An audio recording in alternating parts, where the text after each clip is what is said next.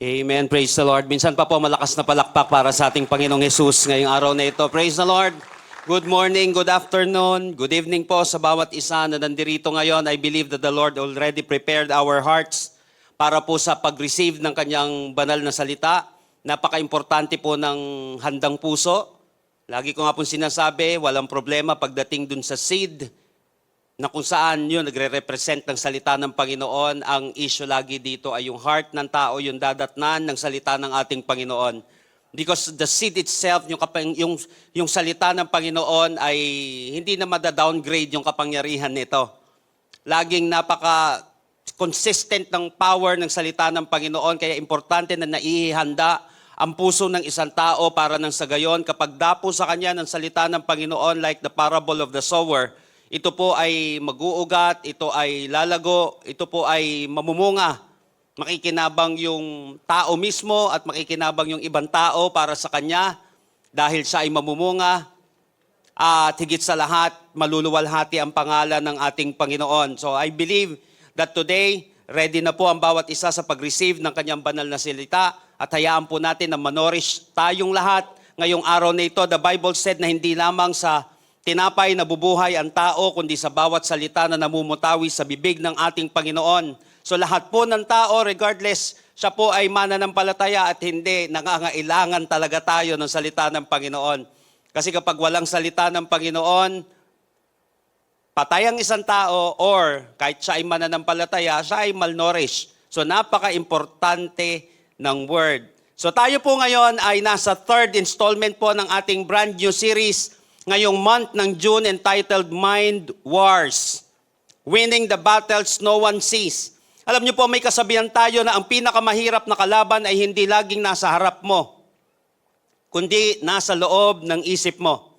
Ulitin ko po, ang pinakamahirap na kalaban ay hindi laging nasa harap mo, kundi laging nasa loob ng isip mo. Marami pong mga battles na kung saan na ipanalo muna sa loob ng isip bago na ipanalo yan sa labas ng kanyang negosyo, sa labas ng kanyang pamilya, sa labas ng kanyang trabaho.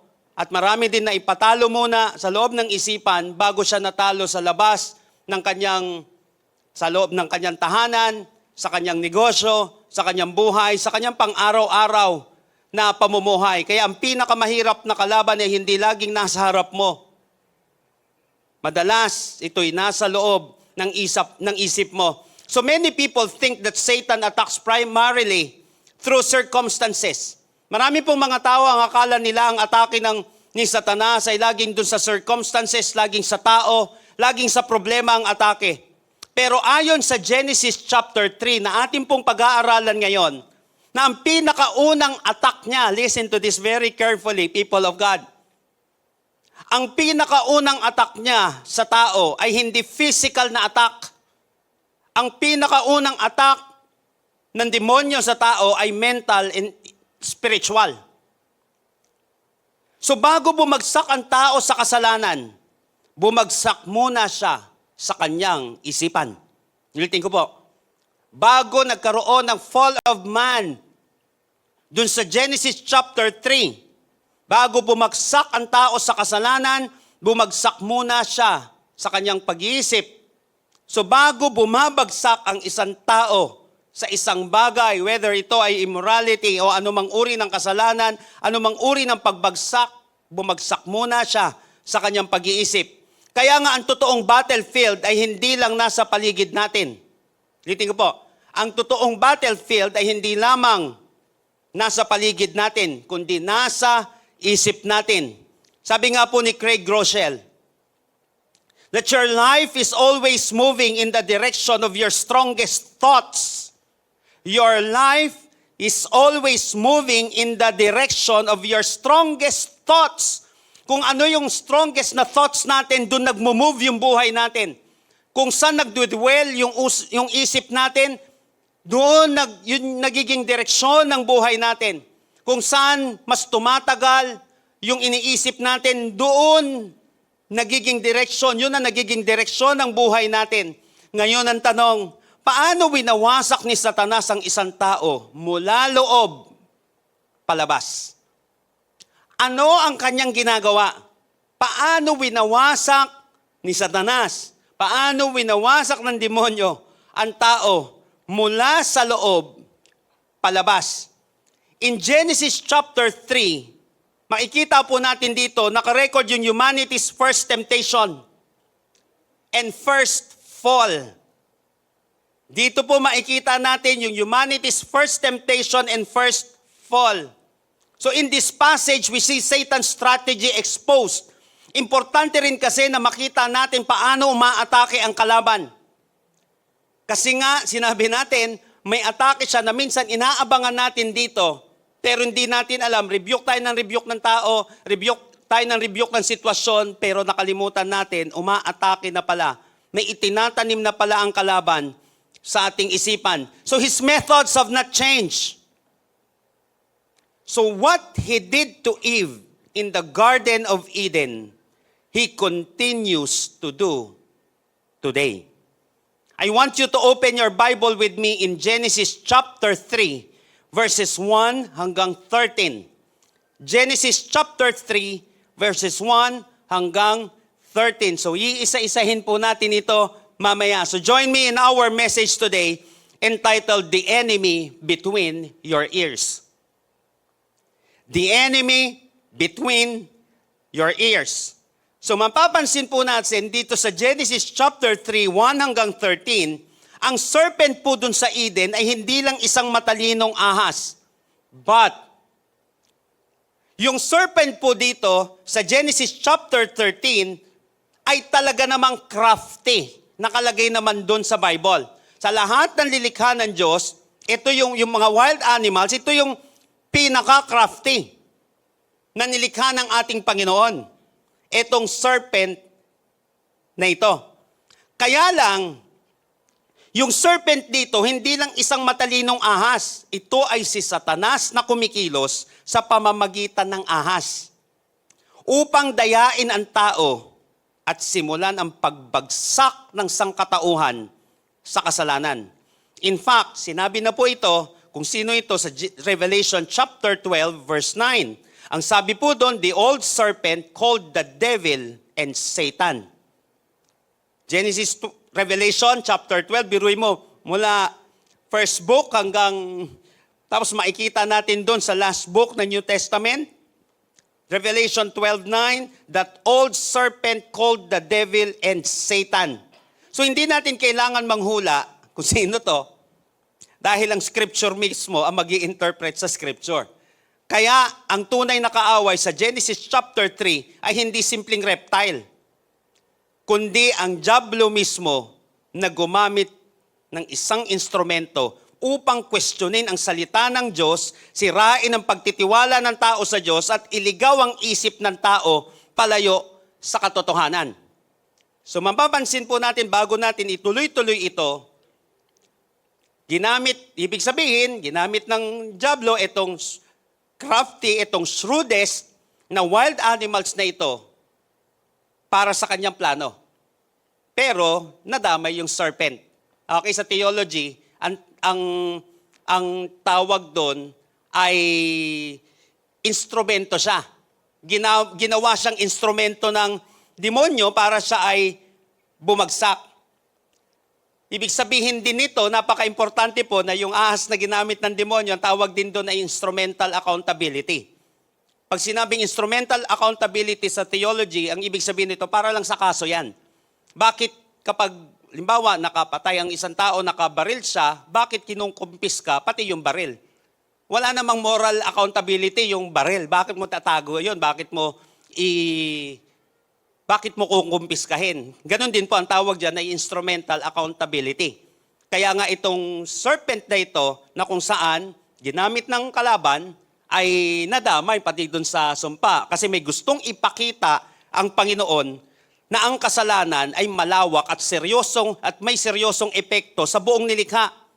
Kaya nga ang kaaway ay ibinaba, hinatulan, at darating ang panahon na tutuluyan ng madurog sa ilalim ng paa ng Mesiyas. Sinabi na po yan, Genesis din at sa ibang part ng New Testament, para ipakita yung tindi ng bagsik din ng ating Panginoon.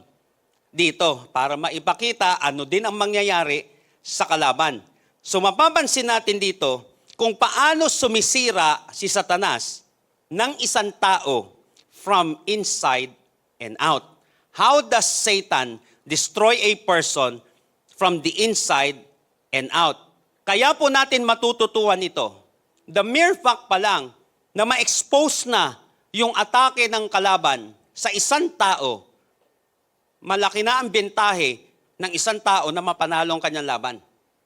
Kaya napaka-importante malaman natin ito, paano siya umaatake para nang sa gayon, tanda natin that prevention is better than cure. At kaya mo matututuhan ito ngayong araw na ito kasi gusto kang bigyan ng Panginoon ng isang napakatinding tagumpay sa iyong buhay. Simula ngayong araw na ito, bago matapos ang taon na ito at pagpasok ng panibagong taon natin. So how does Satan destroys a person from the inside out? The answer unfolds in 3 progressive steps dito sa passage na ito. So lahat po ng ready at excited na mabago, matuto at mapagpala ng ating Panginoon ngayong araw na ito, magsabi po ng malakas na amen. Number 1. How does Satan destroy a person from the inside out? Number 1, the enemy distorts the truth. Unang-una po, na dapat nating maunawaan na si Satan sumisira yan from the inside, mula loob, palabas, ang gagawin niya, i-distort niya muna yung katotohanan.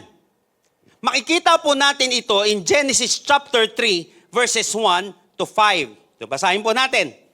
The serpent was the shrewdest of all the wild animals the Lord God had made.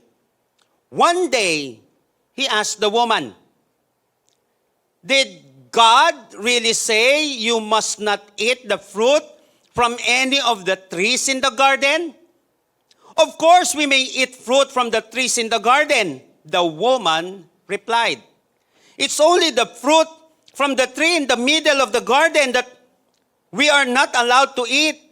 God said you must not eat or even touch it. If you do, you will die." Verse 4, tignan niyo po.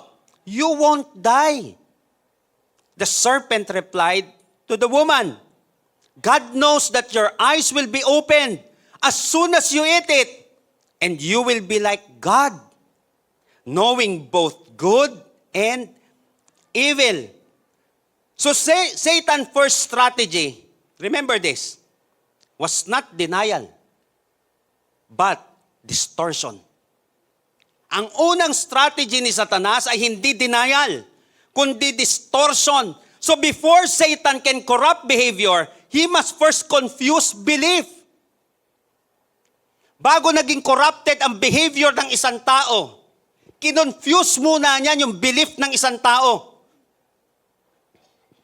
Kaya nga po in Hebrew, yung shrewdest in Hebrew is the Hebrew word arum. Ang ibig sabihin nito, shrewd, crafty, cunning. Tuso. So nagsimula ang lahat sa isang tanong.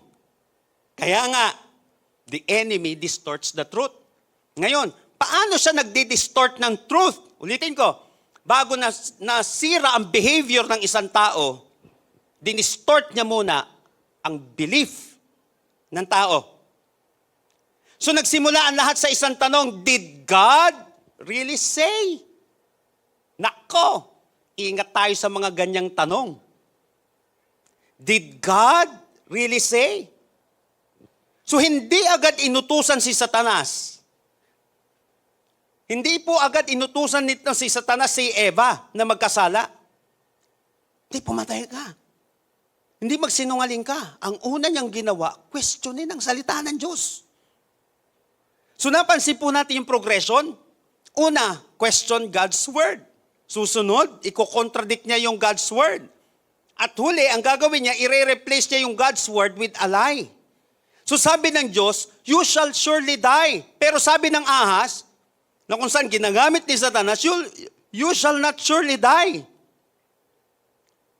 So Satan's first strategy was not denial but distortion. He questioned, did God really say? Nag-question muna siya. And then kinontradict niya na. You shall not surely die. Sinabi na nga ni Lord eh. Sinabi na nga ni Lord sa kanila eh, mamamatay kayo. Pero sabi ni Satanas, kinontradict niya yung word ng ating Panginoon, you shall not surely die. Mahal ka ng Panginoon. Sige, tuloy mo yung kalokohan mo. Sobrang mapagmahal ng Panginoon, tama naman yon. Pero kalahati. Just din si Lord. You shall not surely die. Then he reinterpreted it. God knows you shall become like Him. Alam ng Diyos niya, magiging, you shall be like God.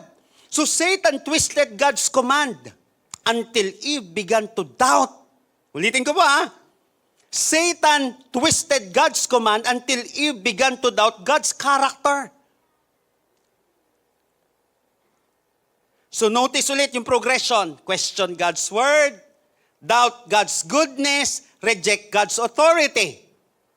So whenever God's truth becomes questionable, sin becomes reasonable. Ulitin ko po. Whenever God's truth becomes questionable, sin becomes reasonable.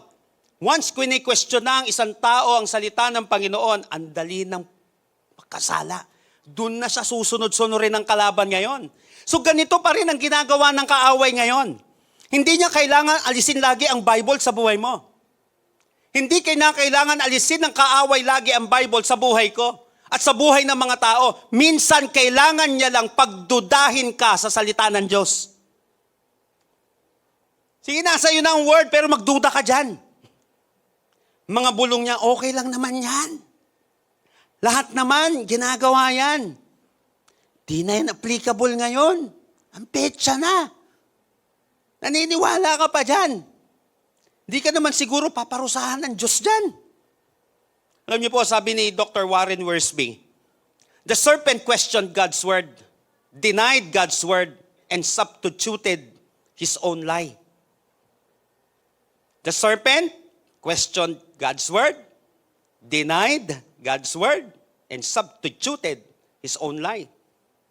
Question niya yung salita ng Panginoon, dininay niya yung salita ng Panginoon, tapos pinalitan niya ng salita niya yung salita ng Panginoon. So the devil still whispers, did God really mean that? Is that command still relevant? Surely God doesn't expect that from you. So every temptation, listen to this very carefully, begins with an assault on truth. Bawat temptation, nagsisimula yan sa assault sa katotohanan. So kapag nawala ang tiwala natin sa katotohanan ng Diyos, madali na tayong maninlang. Nitin ko, di kailangan tanggalin ni Satan ang salita ng Diyos sa tao. Di laging ganon. Questionin lang yung tao, mag-doubt lang yung tao sa salita niya, tapos. So kapag may decision kang gagawin, kanino ka nakikinig? Sa Word of God? Sa opinion ng mundo? O sa nararamdaman mo lang? Because maraming bumabagsak sa kasalanan, hindi dahil kulang sila sa lakas, kundi dahil naniwala sila sa maling kaisipan. Litin ko po. Maraming bumabagsak sa kasalanan, hindi dahil kulang sila sa lakas, kundi naniniwala sila sa maling kaisipan. Kaya maraming mga tao hindi makalaya. Kahirapan, kasalanan, nakalipas. Kasi ang katotohanan nagpapalaya. John 8:32, then you will know the truth, and the truth shall set you free. The moment ang isang tao alipin pa rin ng isang bagay, may kasinungalingan pa rin niyang inaalagaan. Kasi ang katotohanan nagpapalaya. So once ang isang tao, kasi once you believe a lie, something inside of you will die. So bago mamatay ang isang negosyo, ang isang pangarap, bago mawala yan, may mawawala muna dito sa kalooban. So kinakailangan i-distort muna ng kaaway ang truth para wag makalaya ang isang tao. Para maging habang buhay siyang alipin ng kasalanan, maging habang buhay siyang maging alipin ng kahirapan, habang buhay siyang maging alipin ng kanyang nakalipas, para hindi siya makalaya. I-distort lang ang katotohanan sa kanya, hindi siya kinakailang bugbugin para siya ay bumagsak sa buhay.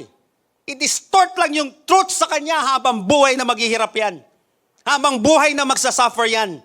yan taong yan. So kinakailangan babantayan natin yung distortion na yon ng kalaban sa ating isipan. So ask yourself, what truth am I currently questioning? What command of God am I trying to negotiate? Because victory begins when God's word becomes the final authority. Ulitin ko po. Victory begins when God's word becomes the final authority. Sa ating pong mga mananampalataya, the word of God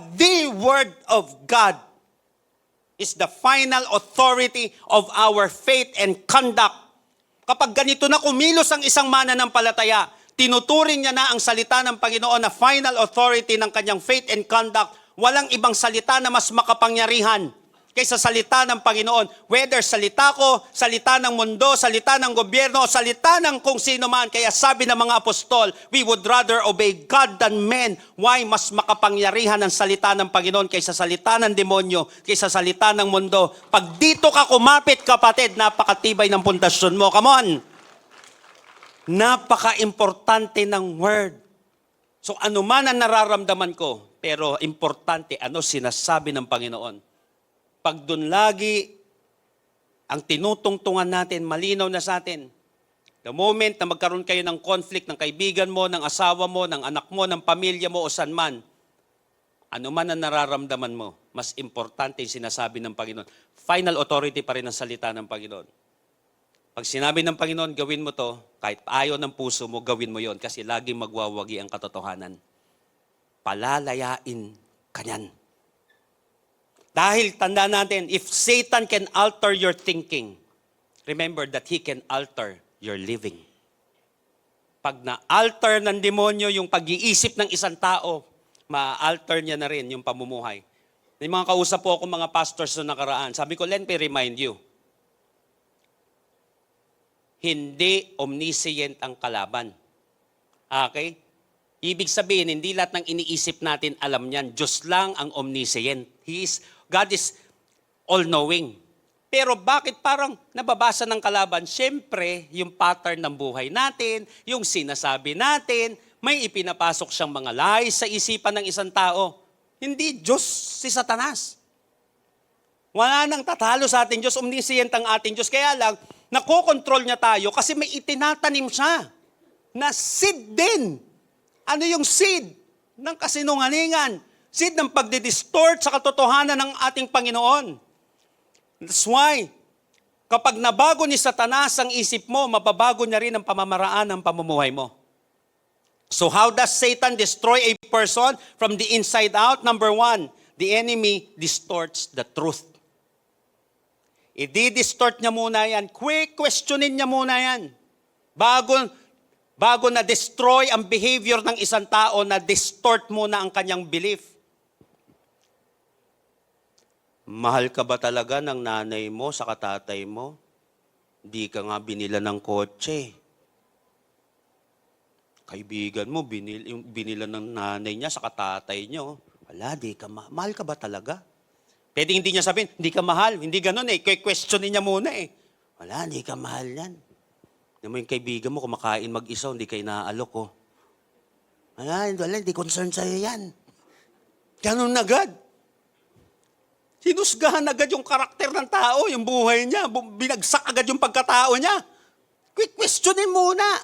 Nakuha po natin, mamaya na-distort na yung isip ng isang tao. Totoo ba?